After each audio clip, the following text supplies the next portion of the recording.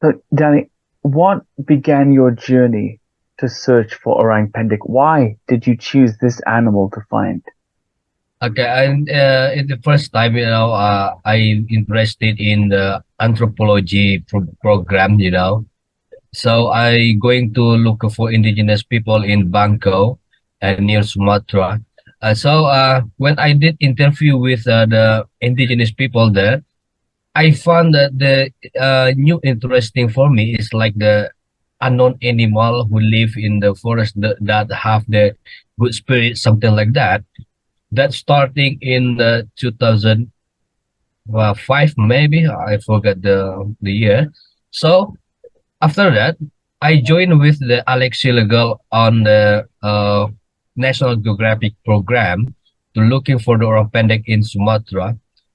After I met with the Sahar Dimus before. So Sahar take me with Alec join with his project about the orang pendek surround in Gunung Tuju area basically. So after that, I met with Richard Freeman in 2009. I think, yeah, 2009. So uh, I I know very much by Richard about this cryptid. So Richard Freeman told and Adam Davis at the time also talk many things about the cryptozoological. So from that, I feel very interesting with this program. Not going to anthropology program anymore. It's like I mean, look for the indigenous people in the forest, something like that. Because my basic background education is not anthropology. So after that, I really interested with the cryptozoology, but I make a collaborate cryptozoology and anthropology when I did research in the field. I think that that's very interesting. I hear this story again and again with people. They have a little experience or they find out something about one of these creatures, orang pendek or Nessie or Bigfoot, whatever it is, and suddenly they can't stop searching for it. They're addicted. Do you feel that way? That you are addicted to this subject? Uh, I don't think so because when I said before, I collaborate cryptozoology and a folklore story and then anthropology theory. When I look for descriptive, it's like in folklore. Many people talk about the descriptive is like a myth, mythology animal, something like that. Hmm. So in cryptozoology, I think have to make a proof this animal exists, something like Yeah. that. So I make collaborate with this theory. So after so I'm not going to addict it and then not going to something like that, but I may collaborate with this subject. But yes, of course, I would I would like the people say to me that I'm the cryptozoologist. So that's make me happy. But in my book, everything my research, I collaborate with the science. Is like the anthropology or like jungle survival, something like that. So I put on my book. I mean, it's important, I think, always to have a work-life balance in this and to have a strong self-criticism about the thing that you're looking for. Because, of course, the same as here in the UK, where we have Nessie and other creatures that that have a folklore, a mythological history, but could also be real. I think it's very important to stay objective and scientific, which I can see you are that kind of person. You have a scientific perspective, which is good. But I'm wondering, what do local people believe about the creature?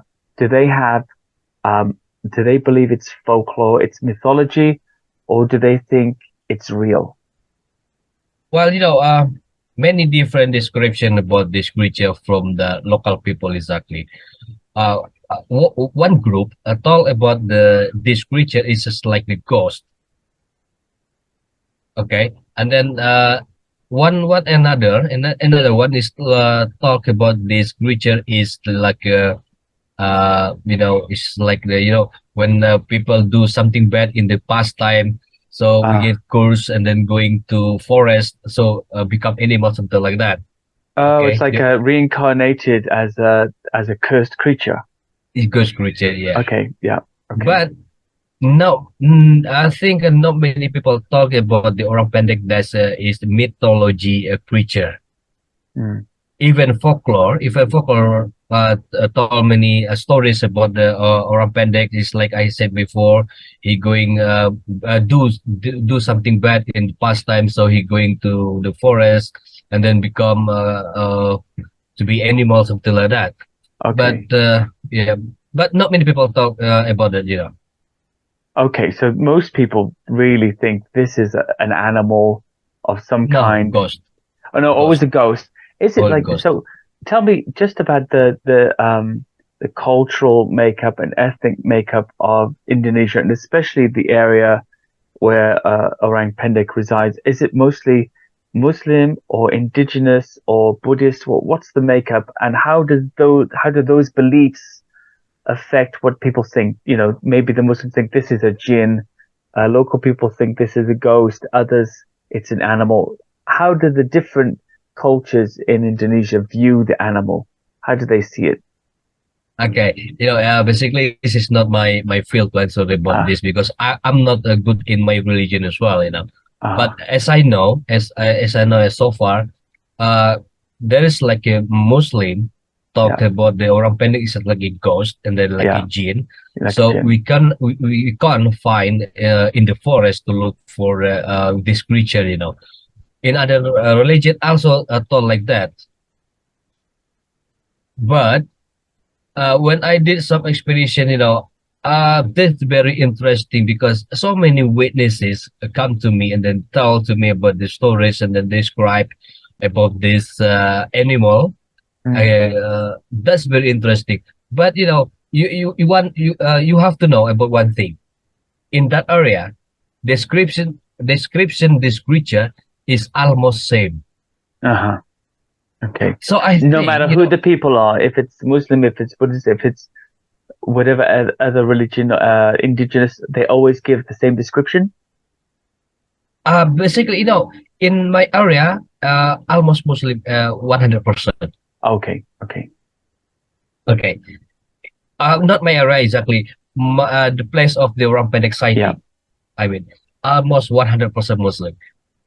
So um, uh, the client have seen the Rampendek in description is something like that, and then big, tall, something like that. Always the same.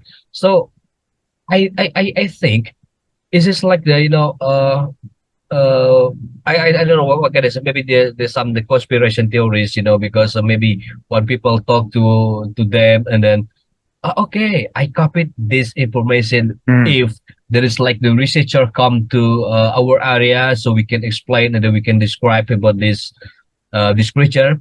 Even they never saw the orang pendek by in person. So I think something like that. okay. So sometimes I think perhaps outside people coming in, speaking a different language, English or other languages, normally there's a universal local description that's used to describe the creature. Because, you know, the researcher Richard Freeman or Adam comes in and starts asking questions. People say, "Oh yeah, the orang pendek." Um, this is how I describe it to you, the English person, the American person, whoever it is. This is the description that we have, even though I never saw it. This is what I think about the creature. How about stuff like evidence of the creature? I've heard of people finding footprints, handprints, even things that the creature eats. Have you seen anything like this? Evidence of the creature in its tracks, in its scat, or maybe in the food that it eats? Well, maybe Carl Marshall and Richie Freeman have told to you about our recent expedition in 2000 into A little, 22, I yes, a think. little, yeah. A little bit, okay. So with the guys, with these guys, I'm going to expedition before. We heard very clearly about Dorang Pendek voices, and car marshal going to deep jungle for a run the Pendek, and then the Pendek go run away. That's very interesting. But the car marshal have seen the Pendek by in person, but on the back, not on the Ah, face. yes, yes, yes. Yes, to that. And myself, before going expedition with Carl Marshall and Richard Freeman and then Jordy Jackson recent expedition, I was going to the first location. I saw a rock pendek by myself. Can you describe your sighting, please? No, yes, I going to the forest. So when the time the raining was still starting coming, so I'm going to my tent to cover or something like that. But not a few minutes, I think maybe 5 minutes. It's like the creature eat the rest our food in the near the bank of a river. Mm. It's like very described. It's like the orang pendek because the monkey is never walk like that. I think Yeah, standing but up. standing up and then Yeah. walking with two legs and then walking Wow. upright, something like that. But very fast going to the sticky, so many something like that. But our food is gone. Oh. Yeah. So it basically you saw what color was the creature? Was it like a macaque color? Now it's just like orange. Orange. Orange four. Yeah, orange Orange four. like an orangutan or lighter orange? Like yellow orange. Yellow orange and yeah, yellow orange I think. Yeah. Yeah.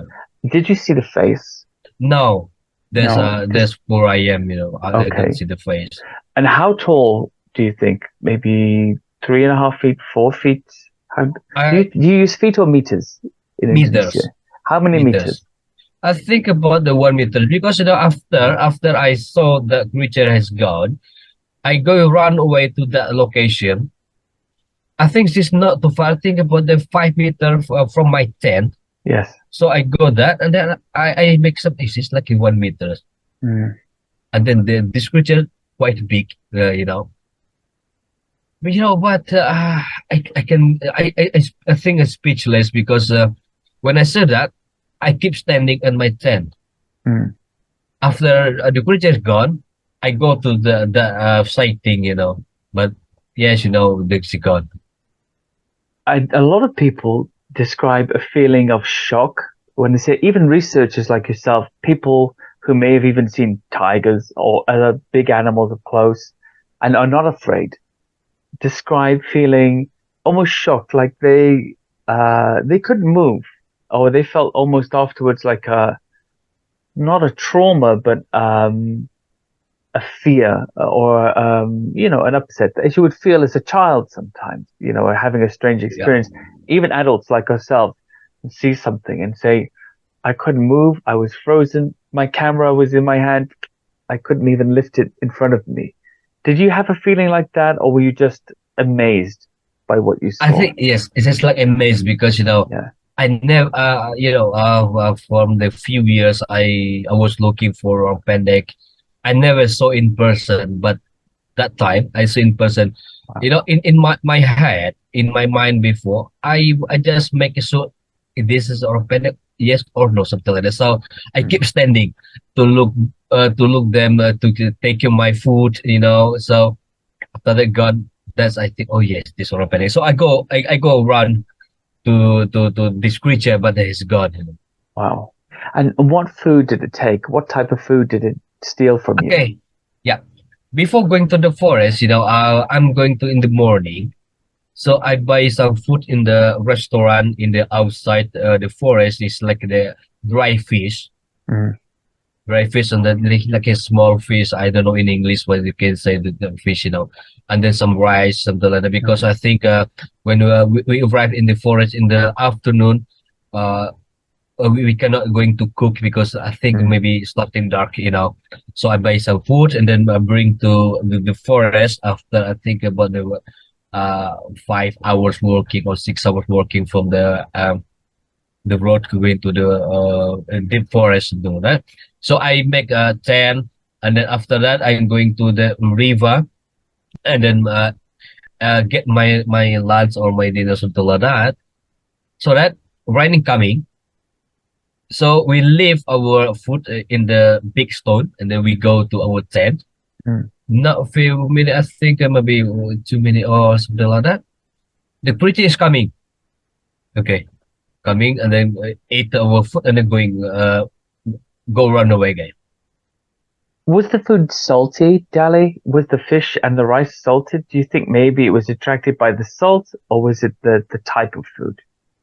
Salt of fish, Yeah. So do you think it could have been the fish that it wanted or the salty taste? salty taste. Yeah, yeah, that's interesting. I've often wondered how to bring some of these creatures in. I've often considered maybe like the little salt things you get for deer over Yeah. here and other salt treats would be a good idea to bring them in. So that's what I was curious about that. You've been on several expeditions for the creatures. I was interviewing a Professor Cheevers. Do you know him? Or Chivers, a long while ago, who had a big team there for about 6 or 7 years, and he was a very scientific man. He was very skeptical about lots of things, but he said to me, "I believe that my researchers have seen this animal and that it definitely exists, but they were unable to capture evidence of it. What technology do you believe we need to find around Pendek? Like, if you were going out now to find it for sure and you knew where to go, what technology would you want people to give to you to to make you successful?" Well, first of course the trail cameras. That's the first one, and then I watched the movie in the television something like that. It's like like some equipment when get some harm body, maybe blood body or something like that, and then he can detection and then going up something like that. Oh, yes, yeah, yeah, You, okay. you you see what I mean? Thermal images to detect That's heat. yes. Yes, yeah. Thermal Maybe cameras. yes, we can use that also. Is like, but cameras, I think, should not working there. Mm. Do you think they can see them or they can detect the electric pulse or perhaps even the lights are visible to them? I always said if you came into my house when I wasn't there and you moved one book slightly in the shelf of books, I would come into my house and I would feel something was wrong. Something had moved somehow, something was different. Maybe it's like this in the forest for the creatures that live there, especially intelligent creatures like orang pendek. If you put even a camouflage camera on a tree, Mm, it's obvious to the animal who lives there this is not part of the forest, right? right. I believe Would that about the story. Yeah.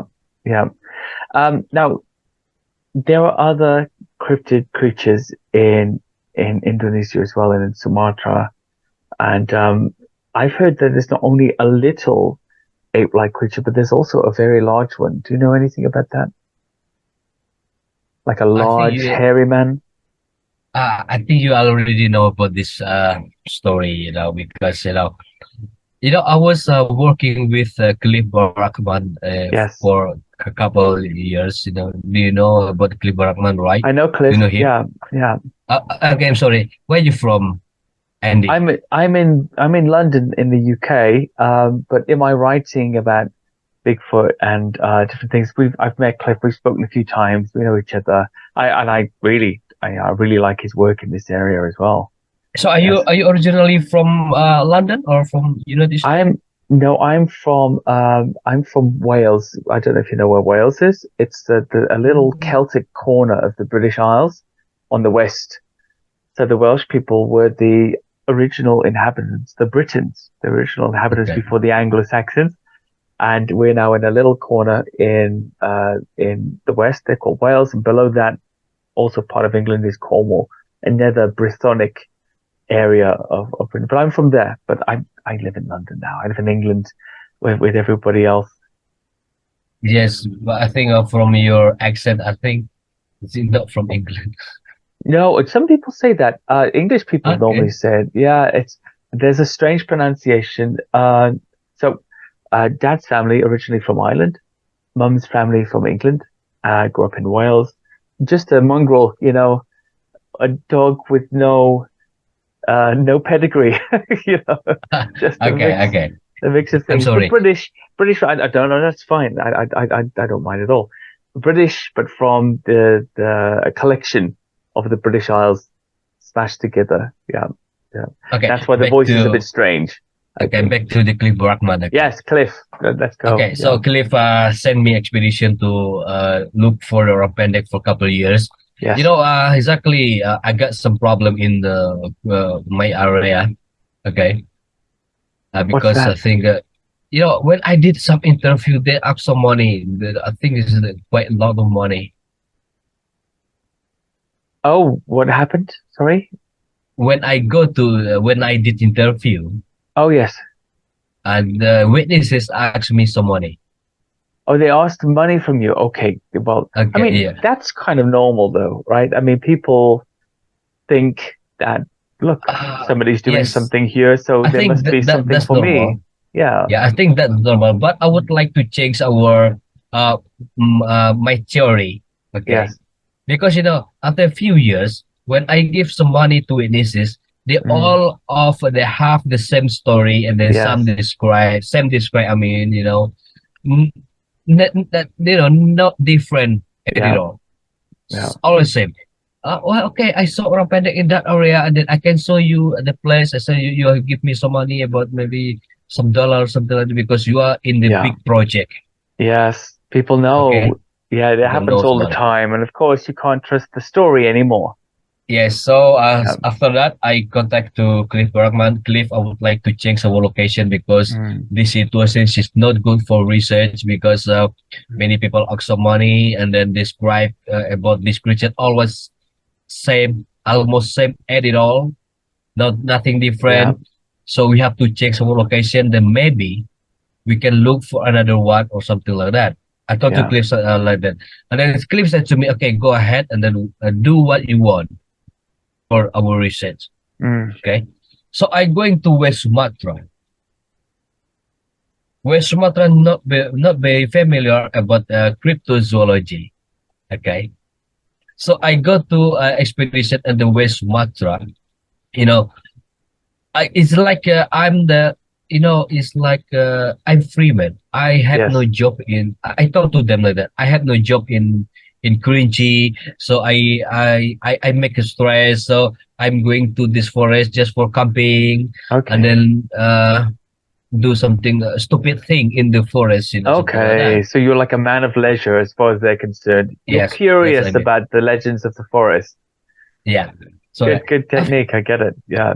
after that, Mm, uh, a villager told to me in this forest mm, there is like the very very big monkey. mm.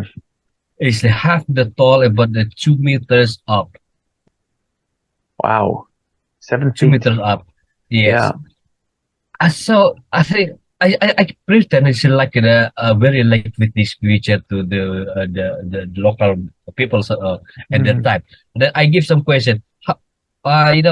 House look like the footprint, mm. and then he told to me, it's very almost is like the human.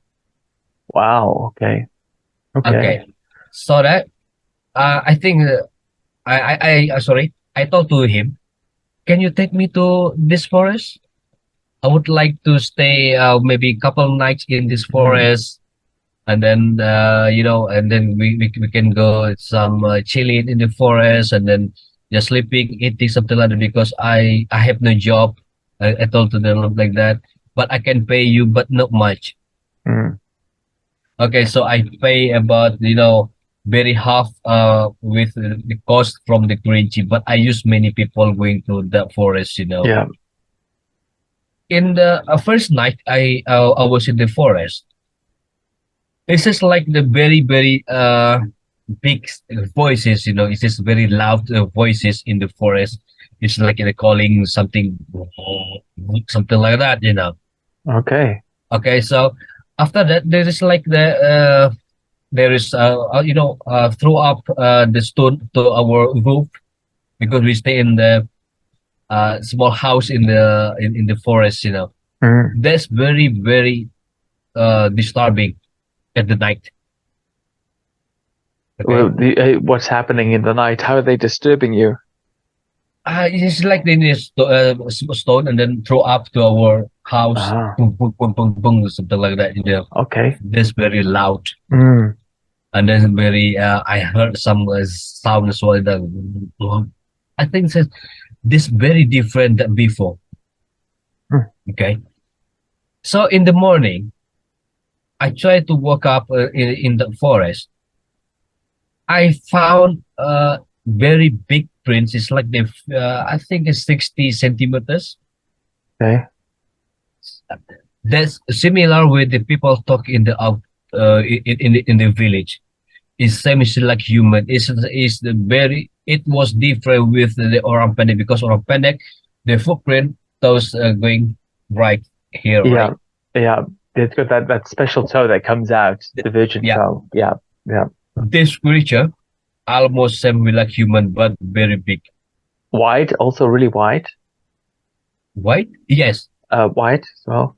Did you see anything, Cliff and those guys with the Sasquatch? They was talking about the mid-tarsal ridge, the foldable ridge in the foot. Did you see anything like that, or was it just very flat? Just very flat. Very flat. Okay, Very flat. interesting. So I make some plaster. Yeah. Mm. I make some plaster with uh plaster of Paris. Yeah, I'm sorry. yeah. I make with that and then I pick it up and then going back and then I told to villagers with local people, do you know what this? And then they are very very shocked when saw my footprint. Mm. Because this recent sighting of this creature about 20 years ago. Okay. This the footprint is same when he saw in the forest 20 years ago at that time. I was in the forest about the 2014, Mm. maybe 20 years ago. He talked to me like that. That's Wow. so that very big.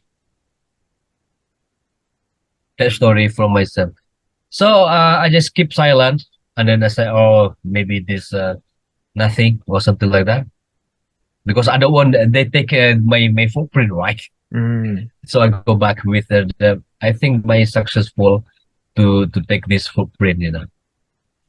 And I also have going to another part of Bengkulu.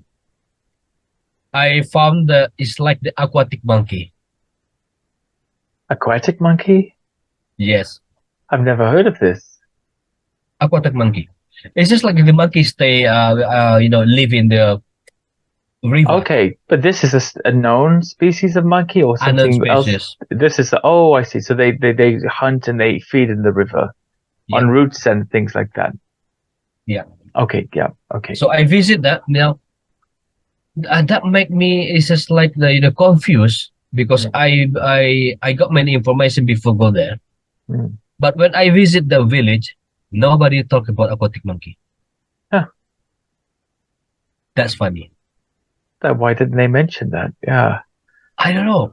Unless it was so normal to them, it doesn't really stand out. It's like when something is every day, why would you mention it? Maybe I got some information about the aquatic monkey. There is have a victim when Mm, going to swim in the river, and then aquatic monkey yeah, uh take to very deep river in the down, something like that. yeah, that's But not interesting. many people knows about the aquatic monkey in that area. That's very strange. Very strange, and they make me very very confused at the time. Sometimes though, perhaps it's to do with interest and necessity and what applies to you. I investigated in the north of England, in Mm. Cumbria, a lake called Windermere. In this lake, there's 20 sightings of something that's like Nessie, like a lake monster. And yet they have a very, very good tourism there, not about the lake monster, about boating and having fun and going to the local town. So it's of no value to the tourism, so of no value to the people. And I did interviews on the street with local people. Have you heard of the Bonesi? Have you heard of the Bonesi? No, I've never heard this. What's this? A monster in a lake? No. Yet there's 20 really strong verified sightings. Like they didn't care. It meant nothing to their lives because it had no impact on them. But if you go to Loch Ness, have you heard of Nessie? Of course I've heard of Nessie. This is why I have a hotel here or a shop, or this is what pays my wage every single year, you know? But no, they didn't know. Who knows? Maybe it's that. It's a strange reason. It's a strange thing. Sometimes when you talk to people, they have no knowledge or no interest in what happens around them. I don't know why. That's very interesting, right? But in Gunung Tuju, Suran and Gunung Tuju, almost all people, villages knows about orang pendek. Mm. So, okay, we back to the Sumatran Bigfoot that I talked before, Yes. because that's very big, you know. After that, I'm going to another location as well to do some interview to local people and so on. And then they call this creature called mawas. Okay. Now this rings a bell. Orang Mawas. This is Orang the big mawas. creature. This, This that is make the me like the confused. Bigfoot-sized creature. Bigfoot size. In the Okay. mawas, stay in Johor, Malaysia. Okay. But why many people from West Sumatra talk about mawas stay in the Pasaman forest? Huh. So it must be Because there as Pasaman is well. maybe must be there. Maybe something like that. I think the same. Maybe I search in the Google. There is like mawas also is like the orangutan. Okay. But So it could be the this right. creature, yeah. Okay. But this creature very very big, about the 2 meters up, and Okay. the last witnesses I interviewed, this creature very very big, and it also can climb the big tree, Mm. and then so very strong. And if this creature meets with the human, he will take the human, go to up the tree, Mm. and then put your nail one by one. Okay, you Yeah. understand what I mean? Take them off. Take them off, Ouch. all of your fingers, Oh goodness. Yeah. and then let you stay in the tree, and then the mamas is going to somewhere. Hey, that seems to be a very strange That very folklore. strange. Yeah, Yes, they would remove your nails and just leave you stuck up the tree. yes. Um, that's very interesting. Do you have this, do you experience this phenomenon in Indonesia as well? I'll ask you about this. When you go to Nepal and you look at other places where the Yeti is, you find that the Yeti it's like a one name to cover many animals, many big things. The Yeti could be a big bear in some ways, the Yeti this, the Yeti that. And it's almost like the big creature. Do you find that the things like orang mawas, orang pendek, orang meaning man, of course, right? Do you find that this term can be used just to generally describe something you don't know what you're seeing? That's sort of man-like. Could it be for other creatures or even really indigenous wild peoples that nobody has seen before? And you get scared by somebody in the forest and say, this is the orang mawas, this is the appendix. Could it be used like that, or are these terms very, very specific for the type of creature in Indonesia? That's very specific creature, I think. Yeah. Yeah, because they went in the West Sumatra. They call the Sumatran Bigfoot. Mm. They call orang pendek is like the bigau. Okay. Bigau is just like the small monkey is like the buffalo of the pig, Mm. because they believe in the folklore. If there is pig in the forest, there is orang pendek over there. Okay. Do they feed on them? Yes. Okay. So they're not vegetarians, or they're omnivores, meat and vegetables. Well, like this. The orang pendek is like the owner of the pig.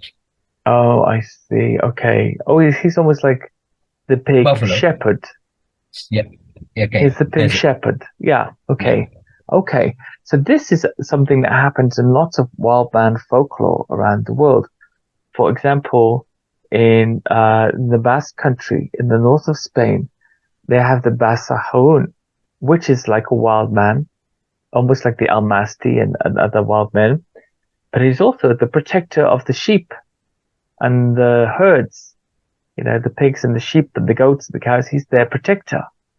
And it's Mm. strange that you find that again in other places of the world, which what could be further away from Spain than Indonesia, right? To have a similar shepherd um, um, legend associated with this. Tell me something. Are there laws in Indonesia that would protect the orang pendek or even orang mawas if they were found? Are there laws that could protect their habitat and them from being hunted or taken for Chinese medicine and all these kind of things that go on and trophy hunters? No, So if we found them, we could endanger them. no. Do you know why? Why? Because the government doesn't care about this project.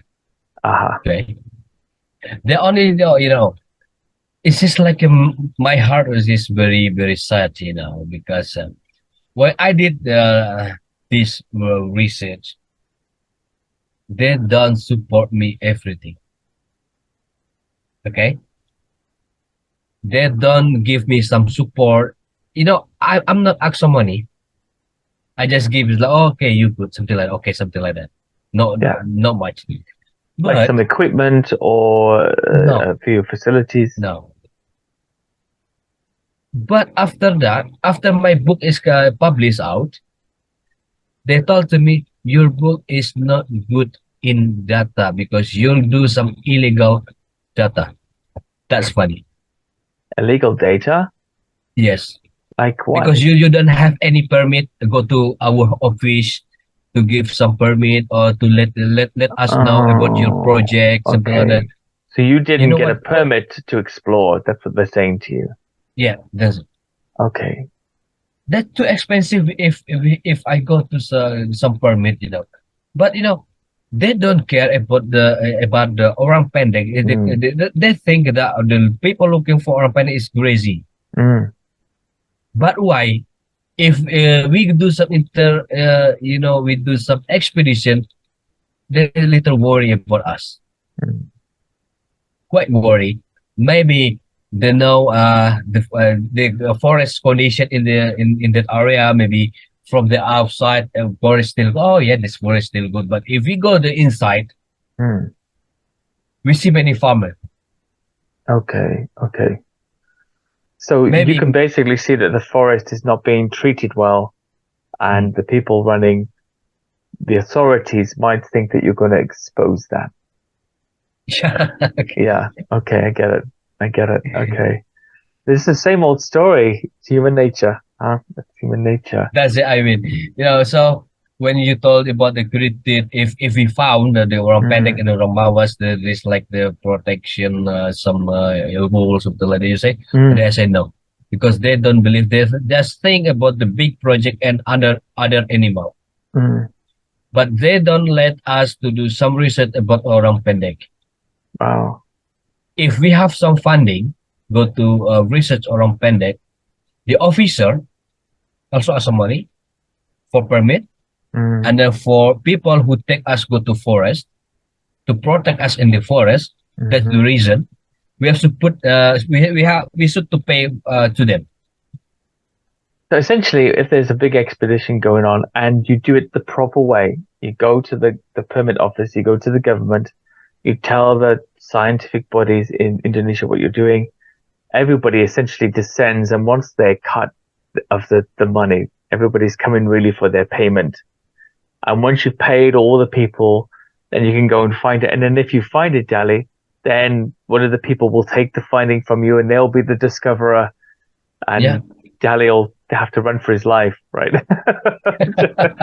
just, just to avoid being a witness.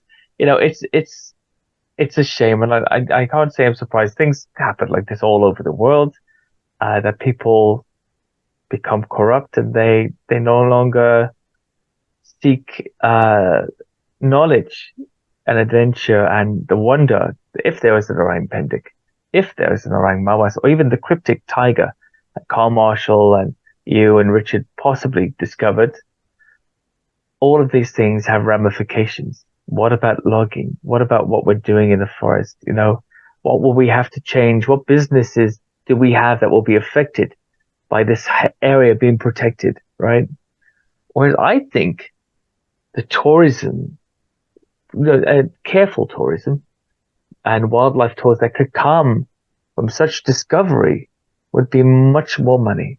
And then tourists come and bring their money and explorers come and bring their money because there is legitimate business, there's legitimate habitats where you can carefully go and perhaps watch or stand at a distance and see things just in the same way as people have done in parts of Africa for, to look at the lions or the elephants or safari, whatever's, going on.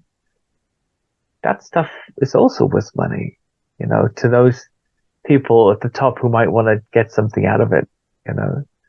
So I say to them, no, help Dali find the orang pendek because maybe it could be good for you too, you know. No, Yeah. I don't think so. This will work properly, like you said before. No, I don't think Like so I either. say, no, it's just not never work. So I just do something in my life. He says like I wrote some book and I publish and I get some bullying from the many side people, but it's okay. Something I just do that because I would like to promote the cryptozoology in Indonesia. Okay, because let me ask you, how many cryptid in England? Oh, well, actually, it's a strange thing he should say that because according to some people, there are like monsters, there are wild men, there are strange dog creatures, there are perhaps some very small orang pendek-like Maybe creatures, five? but maybe more, maybe 5 or 6, some strange flying ones. I wrote a book about it called Beasts of Britain. And it was strange when I started to search. I found more and more and more and more stories, and I thought, and new sightings, not like from old times, Okay, from medieval times, I got but it. new sightings. I was shocked. In Yeah, Indonesia, yeah. there's many cryptid than Okay. over the world. Wow. So the Indonesia doesn't care about the cryptozoology, but we have so many cryptid in Indonesia. In Sumatra, we have the orang pendek of course, orang mawas, aquatic monkey, the tiger limb that we Mm, saw before in yeah. Richards. Also, we have uh, anak rote in near still with Sumatra in with Sumatra Bigau, Mm. Cigau, and Any Ubang, flying cryptids? and flying cryptid in Java, Yeah. Orang Bati, is that the one? Orang Bati, and many cryptid in Java as well. Yeah. Wow. So I Wow. think that Indonesia is like the hometown, the cryptid, Okay. So this is like Cryptid Central. cryptid Yeah. central.